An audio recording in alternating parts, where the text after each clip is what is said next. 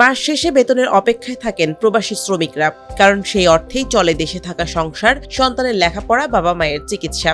কিন্তু বেতন দেরিতে পেলে থমকে যায় পুরো পরিবার। সেই অনিশ্চয়তা কমাতেই নতুন বার্তা দিয়েছে সংযুক্ত আরব আমিরাত। বেসরকারি খাতের কর্মীদের বেতন নির্ধারিত সময়ে পরিশোধ নিশ্চিতে নজরদারি ও জবাবদিহিতা আরো কঠোর করেছে দেশটি। রাষ্ট্রীয় সংবাদ সংস্থা WAM জানিয়েছে, শ্রমিকদের আর্থিক অধিকার সুরক্ষা ও কর্মক্ষেত্রে স্বচ্ছতা নিশ্চিতে বেতন সুরক্ষা ব্যবস্থাকে আরো কার্যকর করা হচ্ছে। আমিরাতে কাজ করেন বিশ্বের বিভিন্ন দেশের লাখো শ্রমিক। তাদের মধ্যে উল্লেখযোগ্য সংখ্যক বাংলাদেশি রয়েছেন নির্মাণ, সেবা, পরিবহন ও শিল্প খাতে। স্যালারি দিত 10 তারিখ, 15 তারিখ, কিছু মাসে 20 তারিখও যাইতো গিয়া।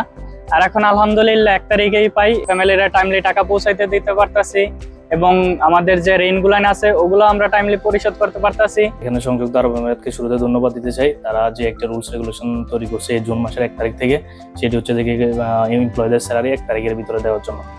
বিশ্লেষকরা বলছেন, সময়মতো বেতন নিশ্চিত হলে কর্মীদের মধ্যে আস্থা বাড়বে, একই সঙ্গে কর্মক্ষেত্রে স্বচ্ছতা ও জবাবদিহিতা শক্তিশালী হবে। বর্তমান সরকার যেটা চালু করছে, মাসের 1 তারিখে স্যালারি দিতে হবে, এটা অবশ্যই পজিটিভ। কারণ যারা লেবারে কাজ করে তাদের প্রতি মাসে স্যালারি পাইলে এদের জন্য সুবিধা, কারণ এরা নিজেরা খরচ করবে, দেশে ফ্যামিলির জন্য দিবে। 2025 সালে শ্রমিক কল্যাণ, আবাসন, স্বাস্থ্যসেবা ও কর্মপরিবেশ উন্নয়নে একের পর এক পদক্ষেপ নিয়েছে আমিরাত। সময় মতো বেতন নিশ্চিতের উদ্যোগকে সেই ধারাবাহিকতারই অংশ হিসেবে দেখছেন সংশ্লিষ্টরা। আগে সব নিয়োগকর্তারা এক এক সিস্টেমে চলতো, এক একজনের এক নিয়মে, এক একজনের 10 তারিখ, 12 তারিখ, 15 তারিখ কোনো সিস্টেম ছিল না। আলহামদুলিল্লাহ এখন একেবারে ফার্স্ট অফ মান্থের প্রথম দিনে যখন হয়ে যাবে, তখন শ্রমিকেরাও, যারা কর্মজীবী আছে, যারা স্যালারি পায়, তারাও খুশি হবে এবং যারা নিয়োগকর্তা তার জন্য সুবিধা হবে। তার একটা নির্দিষ্ট সময় তাকে জিনিসগুলো ডিপোজিট রাখতে হবে ব্যাংকে, টাকাগুলো, তাদের স্যালারিগুলো। এই দেশে বেতন কাঠামো নিয়ে খুব বেশি কোম্পানি সচেতন না। কেউ 15 তারিখ, কেউ 16 তারিখ, কেউ 17 তারিখ এভাবে বেতন দিত।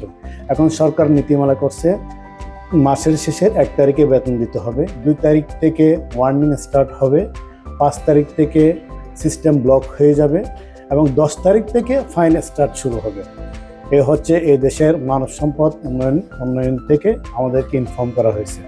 বিশ্লেষকদের মতে, শ্রমিক বান্ধব এই উদ্যোগ শুধু প্রবাসীদের স্বস্তি বাড়াবে না, আন্তর্জাতিক শ্রমবাজারে আমিরাতের গ্রহণযোগ্যতাও আরও শক্তিশালী করবে।